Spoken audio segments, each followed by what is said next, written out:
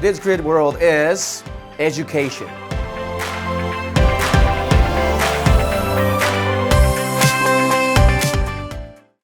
But just look at the US, you have more than 1.5 million nonprofits. How can you help them, right? What we have seen is that if, let's say we have, a pool of donors, people who would like to donate for good causes, but then there's so many good causes and so many nonprofits working on the same good cause. So what's happening is that they're competing for resources. Well, we have a solution, okay? The solution is actually cryptocurrency and crypto blockchain. So we are working on a cryptocurrency and blockchain solution that says that, okay, we are going to use a special coin, okay, special coin that everybody can use, everybody can share. Okay, now if you tie the coin to nonprofit missions, to donations, then the value will continue to go up. Okay, it's almost like having gold, but gold is different. Gold is physical. Okay, a mission-based nonprofit and completing mission is not physical, but it involves physical help, right? Whether it's giving scholarships to students, creating a new building on campus, or buying food to feed the hunger, and actually creating buildings to house the homeless people. These are all very physical things, okay?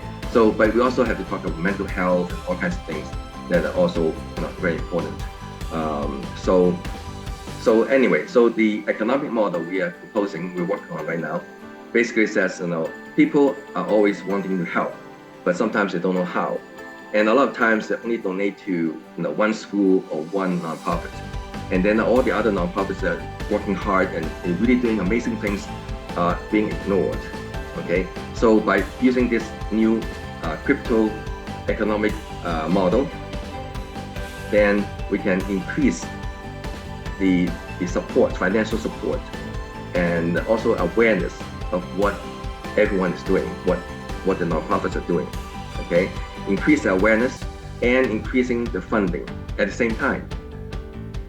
So I think that's going to be very, very creative and very exciting. Something that will be big, hopefully this year, starting this year. That sounds really amazing.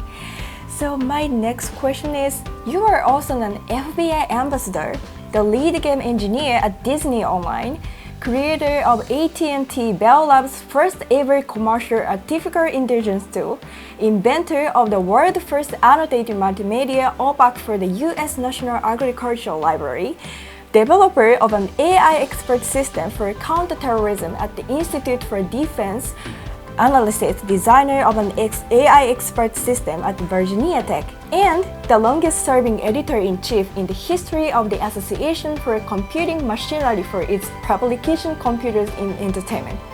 Truly amazing! Could you tell us some of the experiences you had through those projects?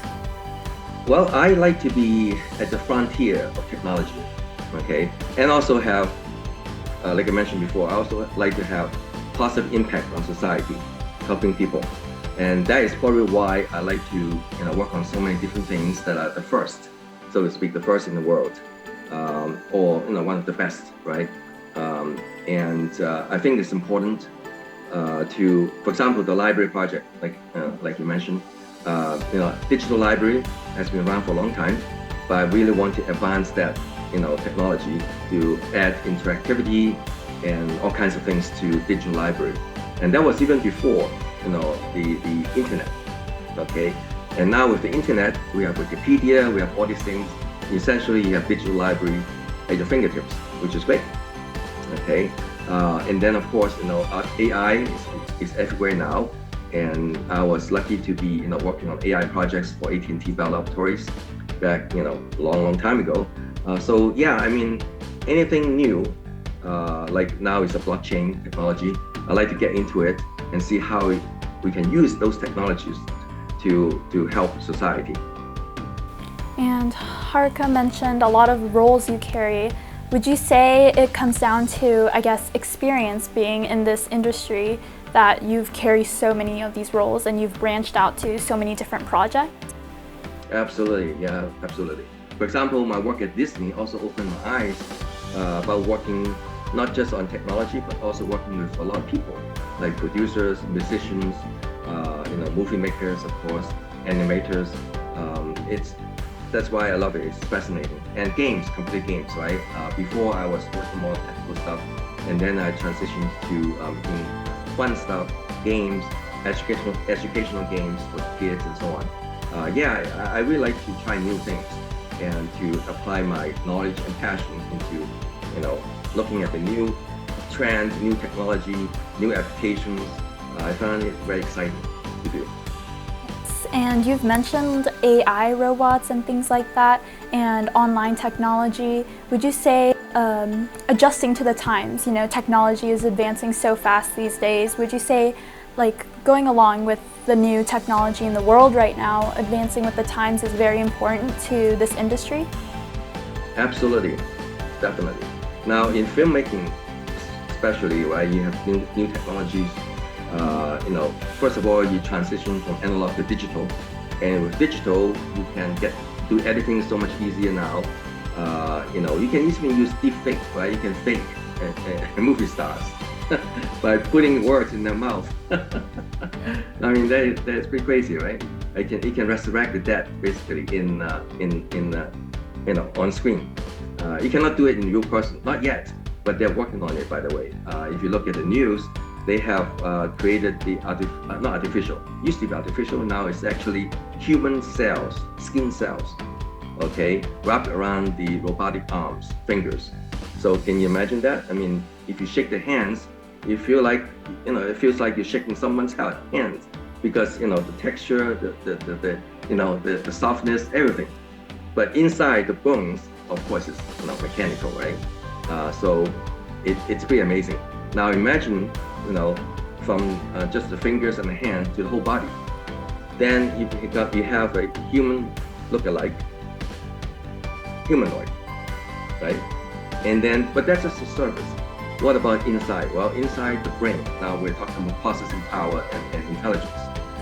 If you look at the, playing chess and other, games, now computers actually defeat, the grandmasters. So obviously, a normal person like you and I, playing games, there's no way we can beat the computer these days. So such a humanoid with such a brain will win all the chess games, will win all the all the board games, right? Okay, and then what about things that are not games?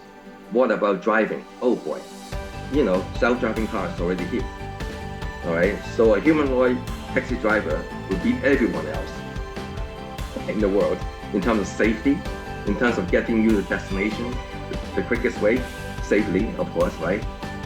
And then you can think about, just like in a sci-fi movie, you'll think about in the future, a politician, a teacher can look like you and I, and yet the brain power is amazing. I mean, we immediately connect to the internet by doing searches and so on, but their brain can be directly connected to the internet.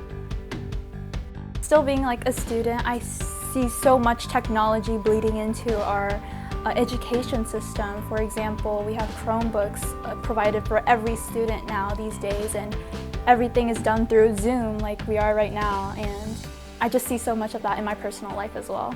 So moving on, you have co-developed over 100 online games at the Walt Disney Company and 12 best-selling and award-winning interactive titles, including The Lion King animated storybook and Winnie the Pooh and the Honey Tree, were featured in the Billboard magazine.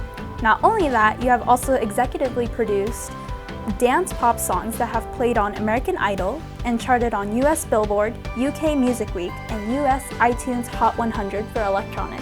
And your latest albums are Google It, the soundtrack, and I Am Not I. Wow, you have so many amazing accomplishments and achievements, and you have worked in so many different fields, so I just gotta ask, could you explain to us your approach and why you have chosen such a wide array of projects? Well, first of all, I like a lot of things other than computers, right?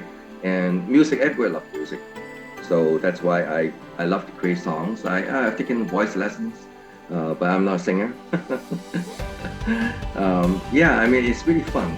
If you think about it, creating a software program, to run on the PC, on the Macintosh or cell phone, It's very similar to creating a piece of music that people can listen to. And that's probably why I like it. It's creativity, it's a passion, it's educational and entertainment combined, right? So I do like songs, by the way, that are more, what do you call it, make you think, just like movies. I like all kinds of movies, of course, action, romantic, whatever. But a lot of the movies make you think, okay? So that's the kind of things I like. And that's the reason I got into so many different areas. Doing my best, and also songs that are fun and also make you think. Hopefully in the future I'll get to make some movies. There's so many things that I have not done before. So I look forward to doing a lot more. Yes, and we can't wait. Yes. So you mentioned that a little bit, but could you tell us about your current and future project? Current projects. We have Yes. a lot of projects going on right now. And then of course there are some projects that have been around for many years and they still need help. Type 1 diabetes is one of the scientific, medical projects that we have been helping out for a long time now. There's some promising medical solutions, but still, they need to, keep the cost down, because we need. One thing is that in health and wellness, we really want to make solutions affordable. Right? Because it's not fair to only cure the rich and famous people. We also need to cure people who have no money, no status in society. But who knows? Because Einsteins are born every second. The question is, where are they? Right? Maybe they're born in a poor community that they have no chance to study physics. They have no chance to play the piano, the Beethoven type. So actually, in my books, I talk about we have so many Beethovens, Einsteins, Newtons, and all these amazing people, especially in younger generation, whether they're 5 years old or 11 years old. But a lot of times they are born in families that are just too poor. They didn't get to go to school. They didn't even get a chance to touch a piano, right? Or study, astronomy and Einstein's theory of relativity. But if they have a chance to go to school, study those things, guess what? The world will be much better, because we have so much more brain power. And I'm sure a lot of them are super nice people who want to help, because you have a lot of selfish people who are powerful and rich, but we also need a lot of the nice people, kind people, who can also be powerful and rich, so they can help a lot more people. And to do that, we really need to support young people. And that's another reason why I like the project, because you're helping high schoolers and even middle school students to fulfill the potential. Right, and I think your organization speaks so much voice. I mean, look at our TV show. You're helping us dreamers realize our passions and true interests. So thank you so much for that. My pleasure. So moving on, what in essence do you think is necessary to succeed internationally? Because your works reach such a broad group of audiences. Yeah, the whole world is really one, in my eyes anyway. See, that's why I have this thing back there that says the world. So it doesn't matter what nation, what countries, what race, what color, what orientation you have, we are human beings. And so the project that is originated in the US, being operating in the US, it's no different from the same project originated or operating in another part of the world. So a lot of times, for example, we have the Project 222, which has to do with water, food, and shelter. Okay, and that project under us has volunteers all over the world. In fact, a tremendous number of volunteers, because there's a huge need. Okay, so the world is one, and we want peace on earth. This episode will be available on YouTube this coming Saturday. For details, please check out our Facebook page. Next, Let's jam with Yoyoka!